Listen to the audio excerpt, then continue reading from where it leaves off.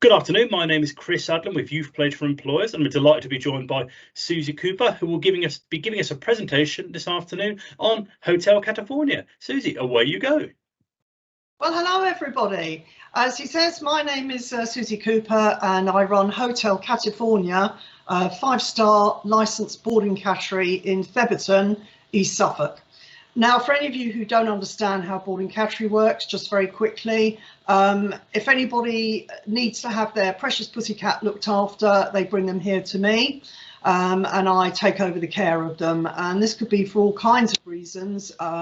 Most obvious is holidays, but it can also be, I've got a person that comes to me who brings her cat in when she has to go to hospital.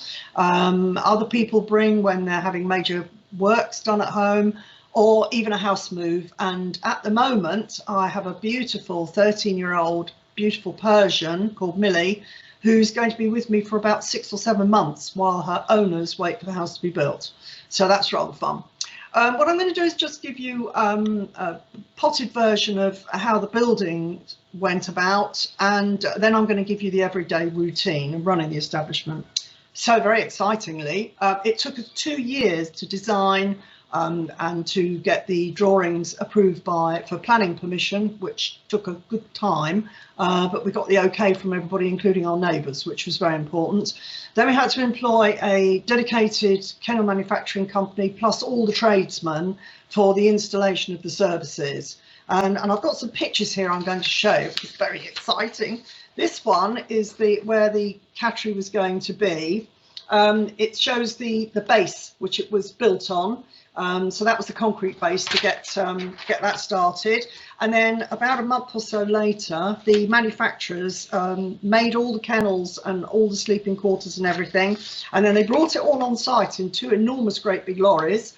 And I hope you can see that. It's the back pens. All the pens have got 2 bits, the sleeping quarters. And then they finished off by doing the actual runs, as you can see here. So that's the building there. And then the nasty bit was when we had to have all the services put in. So this is the chalet, which serves as our office, and these are all the water pipes. This is the kitchen here. So the garden was completely dug up, was an awful quagmire. But I'm pleased to say we look pretty much like this now. You can see we've got hanging baskets, and husband did the pathway all the down. So that's Hotel Catifornia and the build.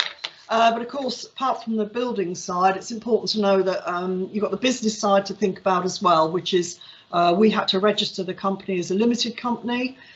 This has to be registered, and you have to think about all the HMRC things in order to get your accounts in. So that's the business side. The other thing that's very important is the Information Commissioner's Office. You need to pay a yearly subscription to allow you to have your customers' database with their names, addresses and all that type of thing, because that's all protected now. And of course, once we got the building up and running, yay, we had to think about how on earth we're going to let everybody know we were here. So the marketing. So what we did, and I hope you can see this, I've actually put up here the whole sheet of the marketing when we first started. I had 2 local magazines that we took a full-page spread in, cost a fortune, but I have to say it was the best thing I could have done because I got a lot of business from it very quickly. I've done a few other articles which I've pasted up here, which I put into magazines. They're sort of infomercials, if you like. I didn't have to pay for them, but I was able to just fill a slot, and that went all over the county really, and that was wonderful. But I have to say, 7 years down the line, I very rarely do printed adverts now, because the other part of marketing was to get the website and Facebook up and running, and that was fantastic, as well as having an advert with Yale.com, so it's online, almost like another website. And through that, we were able to get our loyal customers to give us fabulous reviews. And we've got nearly 60 of these reviews. Some of them are a bit old now because I have so many people coming to me that we don't really need to encourage people to sell us on. But I have to say, all my new customers tend to be either from an internet search, and that's where Yale comes in because that allows that to happen, but also these fabulous reviews and word of mouth, of course. And we've got a client base now, regular people coming to us, is about 150, 180 every year. And we've got records of nearly 400 people on our books, and that's in 7 years, including the dreaded COVID time when we were all locked down. So that was the marketing side. Licensing is quite an interesting thing. We're extremely lucky in that we've got the 5 stars. It's a really daunting thing to have any live animal establishment up and running these days.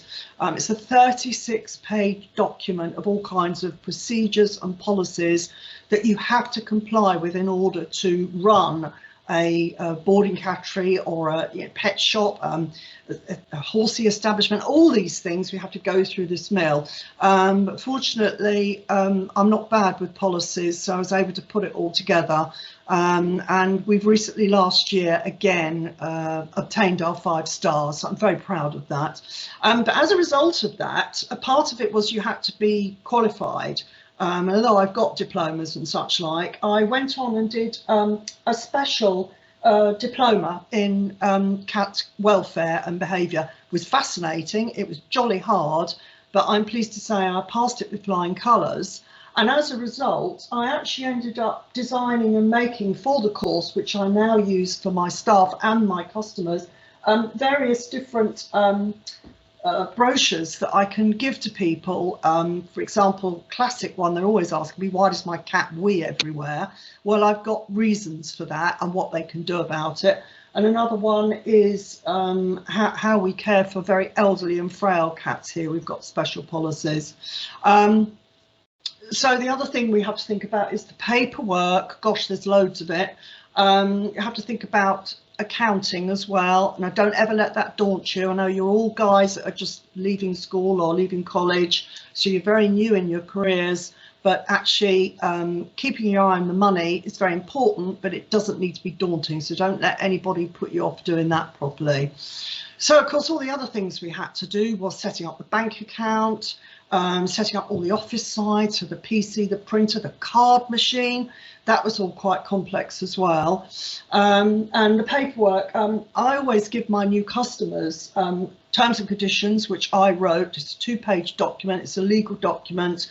All my new people have to read through it carefully, and they have to sign it to say they've understood, because I have had 1 or 2 people that have really tried to pull the wool over my eyes, and when you're running a business you can't have that.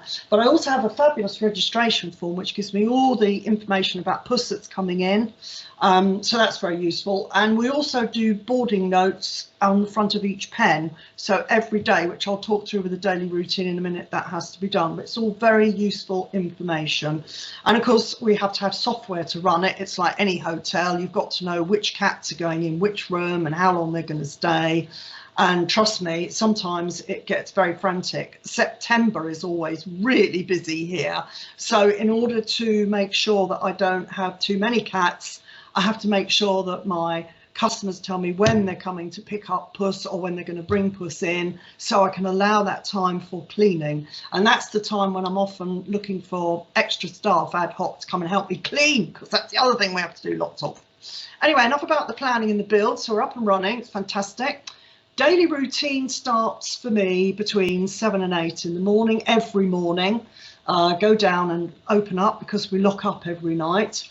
And each puss has its share of fuss pot and stroking and lots of cuddles, and also fresh water, new food for breakfast, usually a pouch and dried food, but a lot of my customers bring their own food, so I give them what they want. And litter tray, obviously cleaned out totally and disinfected. But the other thing is I have a lot of cats that come in that need medication.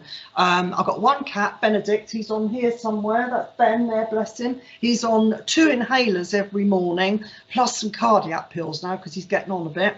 And I've got another cat that has diabetes and has to be injected with an insulin pen, which is quite interesting when you've got to try and keep the cat happy and you've got to maneuver the pen without hurting the animal. So that's all a bit whatever. So that's the medication side. That always has to be done, usually in the morning.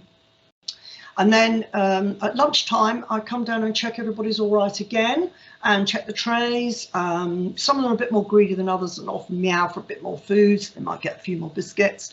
And then in the evening, we come back down again between 6 and 7, again, reverse the whole process. In wintertime, I make sure that the heating's all on and working properly. We've got heated panels at the back in the sleeping quarters. You may be able to see there, it's like an electric radiator on the back wall, and it's brilliant. During these last few weeks when it's been really cold, it really keeps pussycats warm, so that's brilliant. So I can start talking about general daytime activities. Apart from looking after cats, which is #1 priority, feeding and making sure they're fine. The other thing is I have to take phone calls, I have to deal with the accounts, of course, make sure they're up to date. And obviously people are coming and going all the time, either to view as new clients, and I love showing people around here, I'm very proud of it here, but also people bringing their cats in, and I love them to come and get settled in their pen and leave them for as long as they want. And also when people come and collect, so we have the issue about getting an invoice and getting that paid. I never have any problems with that. It's all sorted through the card machines or direct bank transfer. So that takes up quite a bit of time. Now, the other thing I haven't touched on is what happens when a pussycat gets ill. Now, it does happen occasionally. I don't rush the cats to the vets, but I've got a very sharp instinct. And I have to say there's been a couple of occasions where I've nearly lost a cat, but quick thinking and brilliant vets locally have really helped. But what I do for the clients is I always ring them if there's a problem, talk them through it, get their permission to take them to the vets. And then the vets will usually examine them, try and work out what's going on, investigations and treatment. And then I produce a document, which is a bit similar to my brochures here, that gives them the beginning of the journey to the vets or whatever we do with them, and any medication they have to take away. So that's all covered. And if we have very elderly cats, I have a special registration form that people have to sign for me, just in case we're reaching end of life. Because there'd be nothing worse than staff coming along and discovering a dead cat and not knowing what to do. So that's all covered very carefully within all my policies. So what else can I say? As I've touched on staff, we have very occasional staff here. I run most of it by myself, but the object is to grow and grow and grow, so I will eventually have a permanent manager and permanent staff helping me, which I'm hoping to look forward to. Another thing I would say for any of you out there, either considering working in a cattery or a kennels or some kind of animal establishment, it's obviously vital that you really love animals and understand them. But when you're running your own business, if you are able to invest in something as big as this, it's important that you get some extra education regarding the welfare and management of animals. It really is important. It's amazing how much I learned. I've had cats all my life, and I'm in my late 60s now, and I just found it amazing how much I learned from the course I did. Really pleased I did it. And the other thing is, you really do need to have a management, a good knowledge of managing your money, because no point being in business if you're not going to make some money. Get some advice, but I would definitely look at the HMRC website. There's some fabulous information on there, and I'm sure you get from these guys that are running these courses a lot of information from them about running your own business, and it's a great thing because you're in control, but it can be daunting as well because it's a 24/7. I'm lucky I get away because I hire professional pet sitters who have to be here.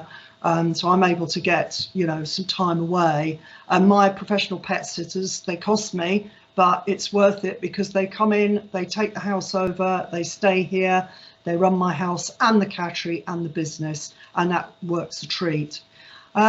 So yeah, before you embark on anything like this, such as building your own cattery or running your own establishment, make sure you do your research and cost everything first. And be wary about what you do need to do for the inland revenue as well. You don't want to be caught out with them with fines and things. So that's it. I've gabbled on for ages and ages. I hope you've enjoyed what I've had to say, and maybe I'll get to meet some of you soon.